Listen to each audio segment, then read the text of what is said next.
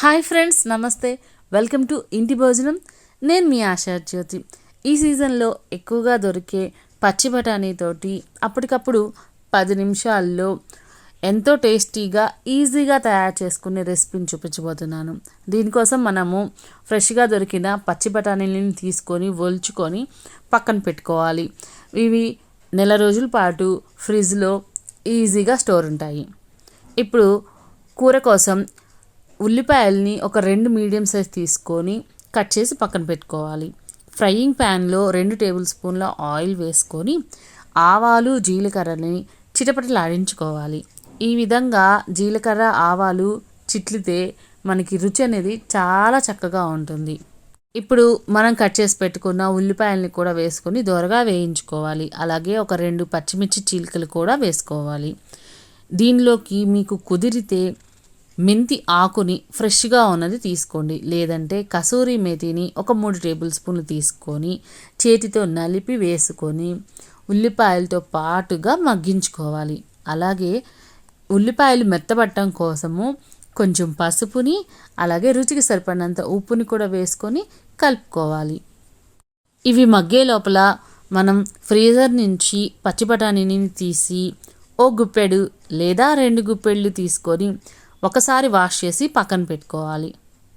ఇక్కడ నేను పచ్చి బఠానీలు ఎంత తీసుకుంటే అంత ఉల్లిపాయలు అలాగే టమాటాలను తీసుకుంటున్నాను.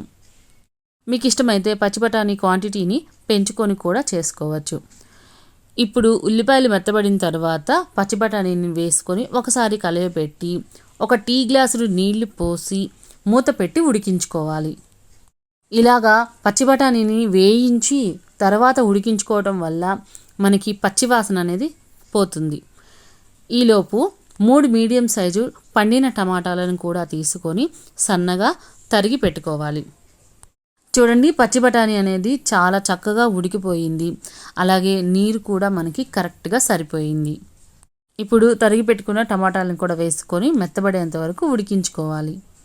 ఈ టమాటా ముక్కలు కొంచెం మెత్తబడంగానే రుచికి సరిపడినంత కారం, అంటే నేను ఇక్కడ 1 టేబుల్ స్పూన్ కారం వేస్తున్నానండి.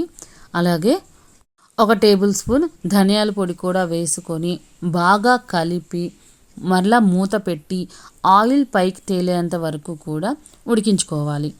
చూడండి, ఈ విధంగా ఆయిల్ ఎంత బాగా పైకి తేలుతుందో.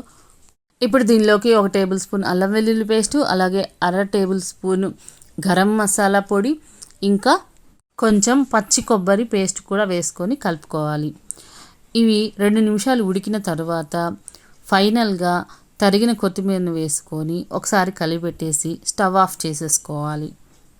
అంతేనండి, ఎంతో రుచికరమైన పచ్చి బఠానీ టమాటో కూర అనేది రెడీ అయిపోయింది. మరి మీకు కూడా ఈ రెసిపీ నచ్చినట్టయితే తప్పకుండా ట్రై చేయండి. ఎలా కుదిరిందో నా కామెంట్ సెక్షన్లో షేర్ చేసుకోండి. అలాగే మన ఇంటి భోజనం ఛానల్ని సబ్స్క్రైబ్ చేసి లైక్ షేర్ చేయండి.